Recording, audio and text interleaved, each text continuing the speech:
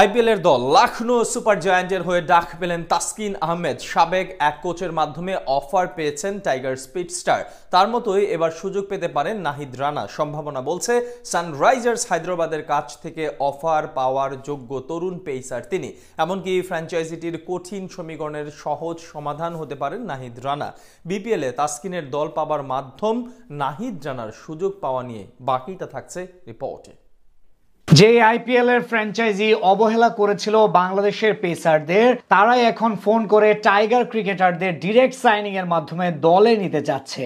Taskin Ahmed, Nahid রানাদের অগ্নিঝরা bowling এ মুগ্ধ এখন ফ্র্যাঞ্চাইজিগুলো। তাই তো বাংলাদেশ প্রিমিয়ার লিগের মাঝপথে এবার তাসকিনকে দলে নিতে চাচ্ছে আইপিএল এর দল লখনৌ সুপার জায়ান্ট। এদিকে ঢাকা এক্সপ্রেসের সুযোগ পাওয়ার খবর সম্ভাবনার দুয়ার খুলে দিচ্ছে নাহিদ রানাকেও।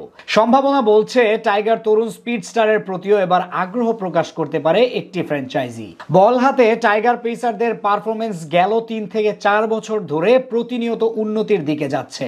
তাই স্বাভাবিকভাবে বিশ্ব দরবারে এখন তাদের নিয়ে আলোচনা হচ্ছে জোরে সোরে। আইপিএল এর ইতিহাসে এবারই প্রথম সর্বোচ্চ 12 জন টাইগার ক্রিকেটার নাম দিয়েছিল।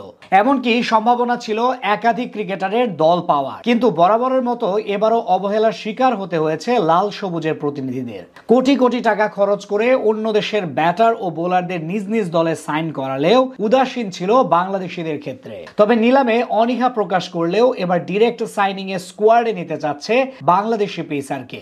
জানা যায় টাইগারদের সাবেক কোচ শ্রীধরন শ্রীরামের মাধ্যমেই ডাক পেয়েছেন তাসকিন। এই ভারতীয় 2022 বিশ্বকাপে কাজ করেছিলেন বাংলাদেশের সাথে।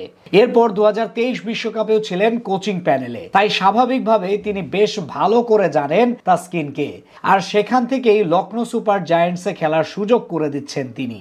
এদিকে তাসকিনের ডাক পাওয়ার পাশাপাশি সুযোগ আছে নাহিদ রানারও। মূলত গতবারের রানার্স আপ সানরাইজার্স হায়দ্রাবাদ থেকে যদি তার ডাক আসে, তাহলে সেটা হবে সবচেয়ে স্বাভাবিক ব্যাপার।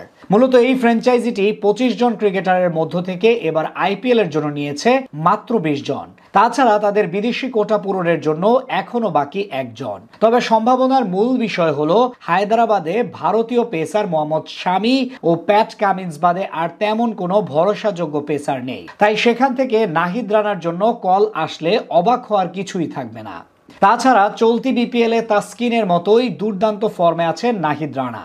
বল হাতে রীতিমতো সেরা সেরা ব্যাটারদেরও বিপাকে ফেলে দিচ্ছেন তিনি। তাছাড়া কিছুদিন আগে ক্যারিবীয় সফরে দারুণ বোলিং করে প্রশংসা কুড়ান সবার কাছ থেকে। এই বিপিএল এ এখন পর্যন্ত 5 ম্যাচে মাত্র 15 গড়ে 9 উইকেট নিয়েছেন নাহিদ। এমন পারফরমেন্সই বলে দেয় আইপিএল এর সুযোগ পাওয়ার যোগ্যতা রাখেন তিনি। তাই তাসকিন ও নাহিদ রানা জুটি আইপিএল এর 2025 মৌসুমে দেখা গেলে সেটাই হবে সবচেয়ে গ্রহণযোগ্য ব্যাপার।